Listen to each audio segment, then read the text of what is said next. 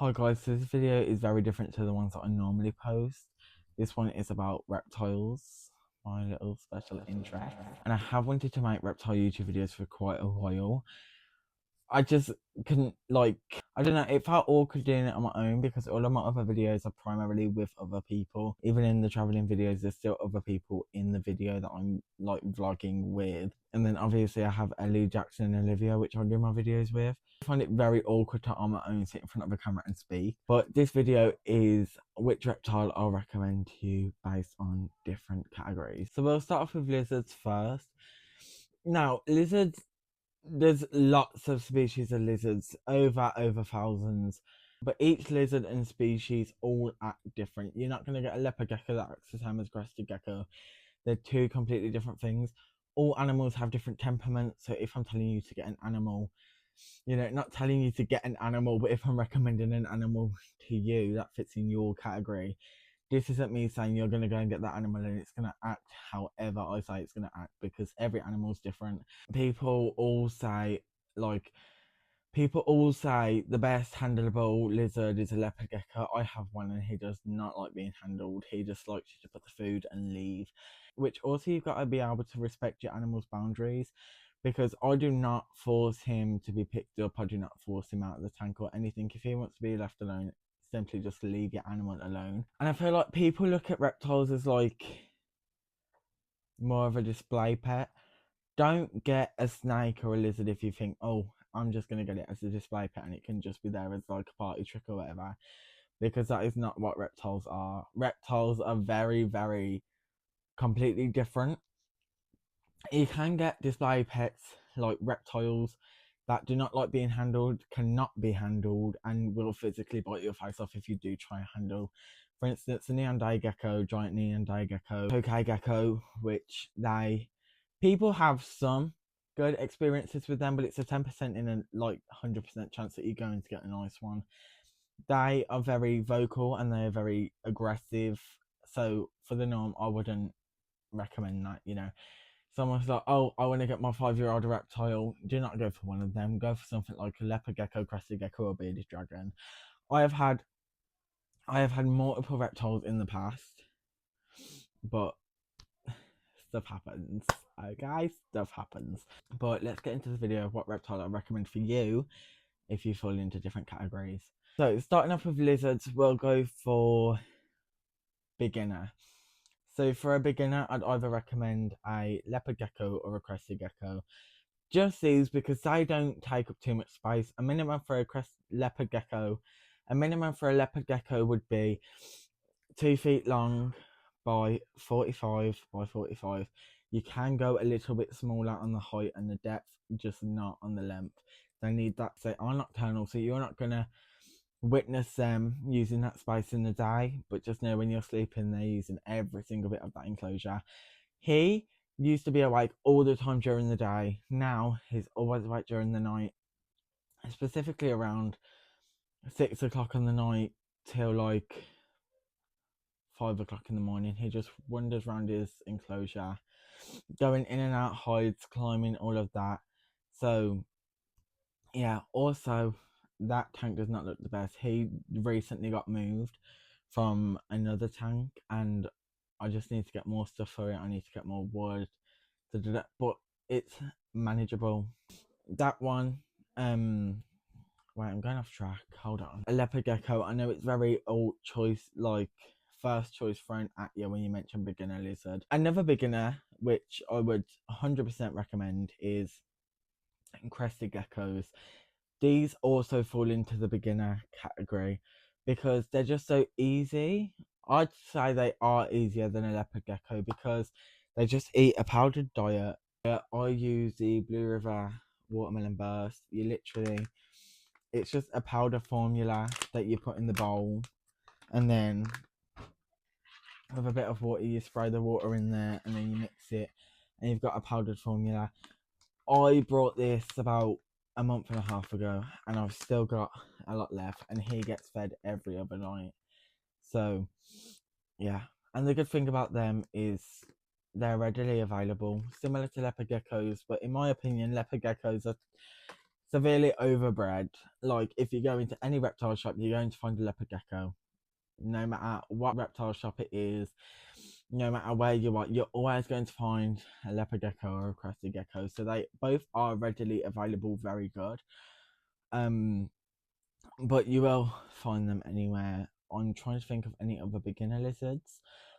Obviously, you can get any reptile as a beginner. It's just, are you willing to take on all of the stuff that comes with the reptile, because it's not just, oh, I have a reptile in an enclosure, because it's not. You have to have a dimming thermostat, you have to have light brackets, sometimes UVB. That's another very, very controversial topic.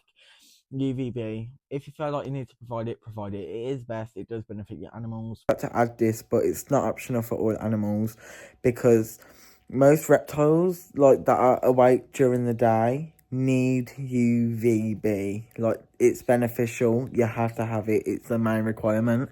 And if you don't, they can develop MBD, which is metabolic bone disease. But that's not for me to tell you to do. I am an experienced zoologist. I've just had the animals. I can recommend what I can recommend. Another kind of controversial topic with beginner reptiles is bearded dragons. Now, I think a bearded dragon is a great pet. They're amazing. I got a new one yesterday. He's just settling. He is quite feisty. Feisty one, you are! But that's besides the point. Again, with reptiles, I feel like people think just because your animal's like bitey, it's something that you can't fix. And that's why so many people rehome their animals. Because it's like, oh, I wanted an animal that would just sit there and chill. No animal is just going to sit there and chill. You wouldn't rehome your dog because it's not sitting there and chilling. Like, it's the same with reptiles, But bearded dragons fall into the beginner category. Enclosure wise, I mean, the minimum is 4 foot long, 2 foot high, 2 foot deep. But people often get a lot confused with enclosures and they don't know what they're on about. I've seen bearded dragons being kept in a 2 foot long enclosure, and it's not something that you should be doing. And then they like, oh, I've got a bearded dragon, yes, and your bearded dragon is lacking colour, UVB, tank size, and like husbandry.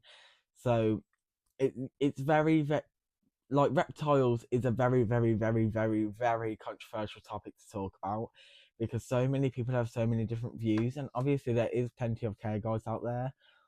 My mom picked up these ones for me yesterday about all the animals that I have. But again, you'll get big chain pet stores. I'm not gonna say names, but it starts with the pets. That will give you a lot of false information, and some care guides definitely are not alright. But it's whatever. This is a recommending video. This is not a go into depth video. But if you would like me to do a go into depth video, I could definitely do that, because there's a lot of controversial topics that I do want to talk on. But now that we've got the beginner ones out the way, I'd say let's move on to the experience-ish topic. Moving on to mid-experience. So if you've had reptiles, had quite a few, or do know a lot about reptiles and have a family member that can help you, these are like the middle. These are not difficult, these are not beginners, these are straight in the middle. Again, this is just lizards for this part. We will do snakes. For mid-experienced lizards, that's where collared lizards will come in. Day geckos, they're a look pet, they're not a touch pet. But a mid-experience, if you're lucky enough, you might be able to hold one. A Yemen chameleon, mid-experience, but on the higher mid-experience side. Fat tail geckos, they're very similar to leopard geckos, but again, there's not a ton of research on these, so that's why it's best for a mid-experience to have one instead of a beginner, because beginners are primarily looking at care guides and stuff like that, and there's not too much on African fat tail geckos. You've got Chinese cave geckos, you've got Rankin's dragons, which is the cousin of bearded dragons. So that's That's fine. I'm not going to sit here and list every single reptile in the world and put it into categories because that would just be a long video. So these are short, ideal, best category, best lizard for that category sort of video. Now we're moving on to experience. This is where the Chinese water dragons come in, the Australian water dragons. But they're very they're on the higher side of experience. This is where the chameleons come in, the panther chameleons, the Jackson chameleons, cascade iguanas, which isn't an actual iguana, it's a small iguana with a cone on the head. They can be very fast, they're more of a look, don't touch pet. Should have probably written a script beforehand, but going into the experience, you've got desert iguanas, Mexican spoiled tail iguanas, the Bell's Forest dragon, the blue tree monitors. They are quite pricey, but if you've got the skills, why not? A sailfin dragon, spotted velvet gecko. These are all reptiles that don't have a ton of research around them. That are it's I feel like for some reptiles similar to these, I don't think I've ever saw a care guide on a spotted velvet gecko, to be honest. So these are very, make up as you go sort of lizards, because that's what people tend to do when there's not care guides, like big care guides on stuff like this, and every care guide is telling you different. Because I've definitely been in that predicament when I had my blue-collared lizard. It is very much, and that don't impulsive buy animals, because I've made that mistake 2 times. Each time ended not well. When you impulsive buy an animal, you come home and you've not got a setup ready, you've not done all of that, so then you have to go and spend a lot of money on a setup and everything like that.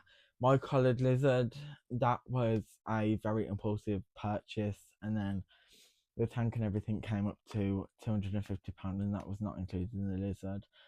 So prices are very, very random.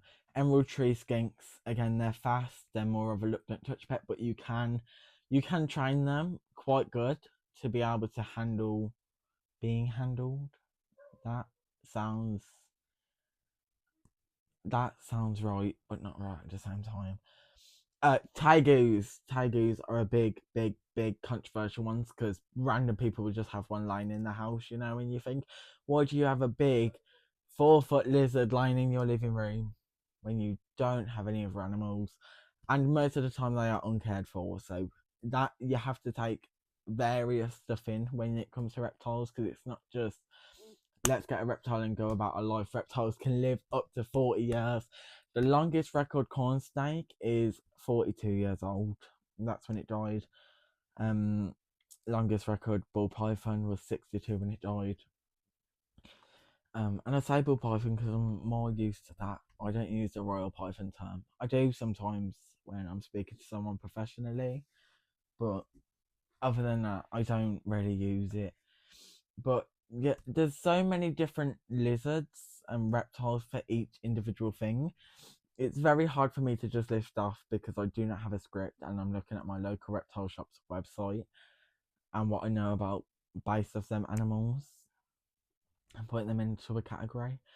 But now we're going to move on to snakes and recommended snakes that I recommend for beginners, mid experience, and experience, and then I think that's it then. So, beginner snakes. Obviously, when you ask for a beginner snake or what a beginner snake is, you get a corn snake pushed onto you. That is everybody's main answer, but that is going to be my first recommendation for a beginner because it's just so common. So, a corn snake. If you get one as a baby, you can handle it more and get it used to handling, but they can be quite nippy as babies. And as you know, if you do your research on reptiles, they are escape artists. They can escape from anything. You'll have screws in your enclosures and they'll just go missing. They're very, very, very intelligent snakes, and But a good thing is there's a ton of research out there about corn snakes. You know, any reptile shop you'll go in will have a corn snake. Any reptile shop you go in will give you advice on a corn snake. Go on Google, TikTok, Instagram, Facebook, anything. There's groups everywhere that talk about corn snakes, and that's a good thing about them, is because they're so readily available, cheap, and so much care on them. That's why it's recommended to get one of them first. So if you like snakes, if you like them, get another one. But a little controversial thing about me was I didn't want to go with the normal, so I wanted a royal python, ball python, whatever you call it. I call them ball pythons because they roll up in a ball. That's what America calls them. But everybody calls them different things. Sorry, I've got a very itchy nose. Beginner snake is a ball python, royal python, whatever you prefer. I did go and buy one of these yesterday, but I was put off heavily by the fact that the shop had, like, it was feeding day for snakes. And if you know anything about snakes, a day and 2 days after their feeding day, you should not hold them because they can be quite striky. So I was not ready for that. Oh, I just accidentally turned my vacuum on. And similar to corn snakes, you've got a ton of research on royal pythons. Um, so them two snakes are the best. Milk snakes. Now, this is quite controversial because when I looked on TikTok a few weeks ago, people were like, "Oh, don't get a milk snake; they're too fast." Da da da da da. And if you look at eggs, like the milk snake eggs, when they're coming out of the eggs, they are very, very, very fast. You know, it looks like it's running away from you, that it don't like you. And most of the time, snakes don't like you because they can't feel anything. I'm going to talk about that after because that's a very controversial topic because people don't understand that reptiles don't really have feelings. You know, some reptiles do, but not all. You know, your snake does not want to love you. Your snake can't love you. Another thing that your snake can't do is size you up either. So that story was completely made up by someone's mom on a Sunday evening. I've not seen too many care guides on them, but I've never really wanted a milk snake to the point that I've gone and researched about them. Yeah, Kenya Samboas again.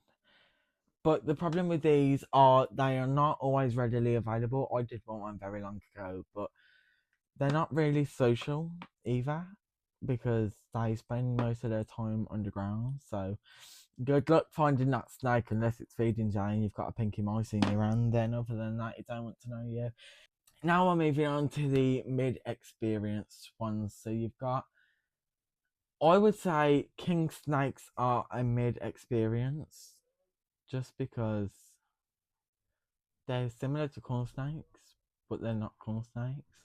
So I'd put them in the mid experience just because there's not so many care guides about them. All I know about king snakes is they're kept similar to a corn snake.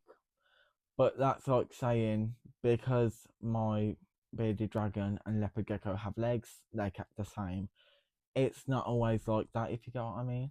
From somewhat the same country or something, but I've never really done my research too much about these snakes. I'd put it in a mid experience because I've not seen too many care guides about them. But yeah, if you know any thingies and you know a lot about them, then get one. You know, I'm sorry if this video is a mess. My phone's on 3%. I'm extremely dehydrated and I had none of this planned. Right, it was a very impulsive decision to film this YouTube video. Noises as well would go in the mid experience for me. Now, if you have one of these, you are the bravest person alive. You know, I've heard they hiss as well. I think they're really cute, but I personally wouldn't have one just because my bearded dragons are already hissing at me. I do not need another thing hissing at me for food. But I'd put that in the mid experience. You know, they can be a bit feisty sometimes. My phone's on 2%. Now we're going to move on to the experience. I'm just going to list it off. So you've got the anacondas, you've got reticulated pythons, boa constrictor, constrictor, sorry, not constrictor. It's not building you a house. Wait, my mind's gone blank. Hello. I think that's all. That's all I think. That's all. I'm sorry this video probably is going to be so short. And I'm sorry if I didn't deliver what you expected when you clicked on this video. If you do want me to do another one organised, I will do. My phone's on 1% and I've got no storage. What's going on?